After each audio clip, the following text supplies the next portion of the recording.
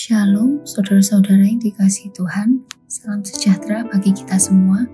Tema renungan pagi ini berjudul Allah dan Persembahan.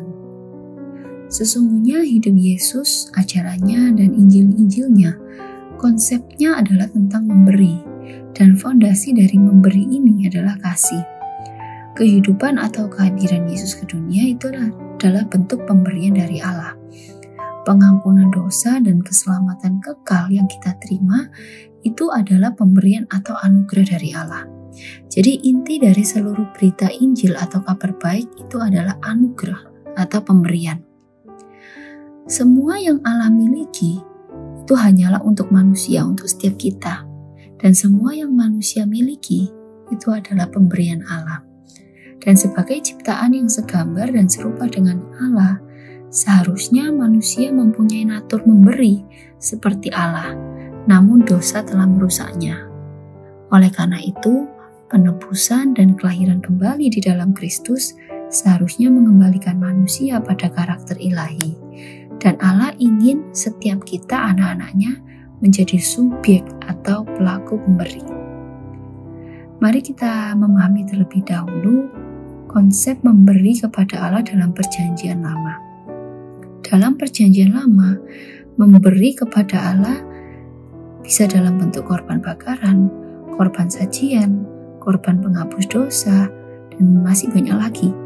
Sedangkan dalam Perjanjian Baru, memang ada korban-korban yang telah dilakukan atau diselesaikan Kristus satu kali untuk selama-lamanya, seperti korban penghapus dosa dan korban penebus salah.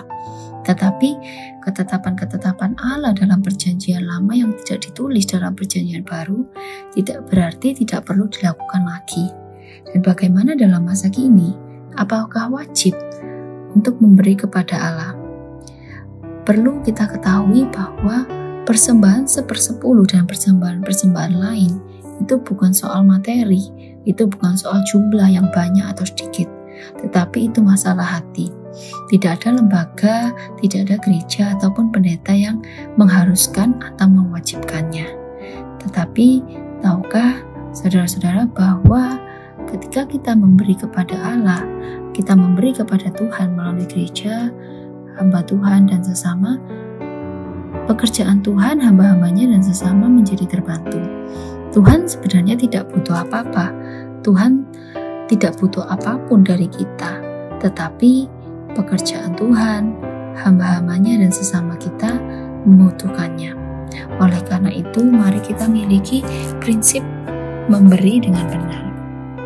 Ketika kita memberi, mari kita memiliki hati atau respon yang benar terlebih dahulu terhadap apa yang telah Tuhan lakukan terlebih dahulu dalam hidup kita. Mari kita memiliki hati yang mengasihi, hati yang bersyukur, bahwa segala sesuatunya datang dari Tuhan. Mari kita mengingat hal-hal yang telah Tuhan lakukan dan berikan dalam hidup kita. Dan mari kita memiliki hati yang rela dan bersukacita dalam memberi. Dan mari kita memberi yang terbaik. Memberi yang terbaik itu artinya lebih dari sekedar bersedekah. Sedekah itu artinya sekadarnya.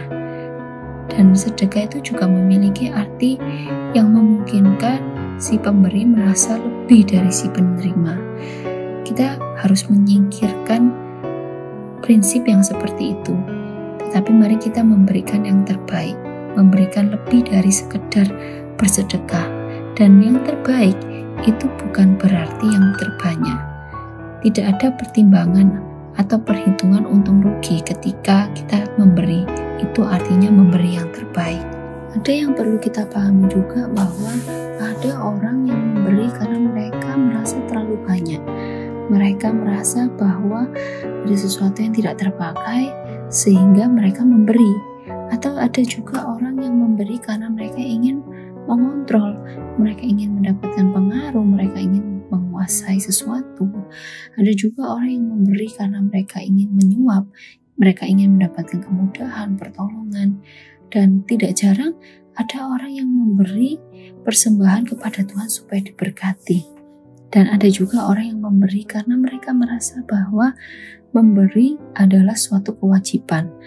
Mereka merasa bahwa memberi itu adalah suatu keharusan. Oleh sebab itu mereka memberi dengan kewajiban dan itu menjadi beban dalam hidup mereka. Mari kita sama-sama menyingkirkan, menggeser makna-makna pemberian yang seperti itu yang salah, dan mari kita memiliki hati yang benar. Mari kita memiliki respon yang benar sehingga kita bisa memberikan yang terbaik untuk Tuhan. Mari kita memberi karena kita mengasihi. Mari kita memberi karena kita bersyukur. Segala sesuatu yang kita terima itu adalah pemberian dari Tuhan, dan mari kita memiliki hati yang rela dan bersukacita dalam memberi sehingga kita bisa memberikan yang terbaik untuk Tuhan.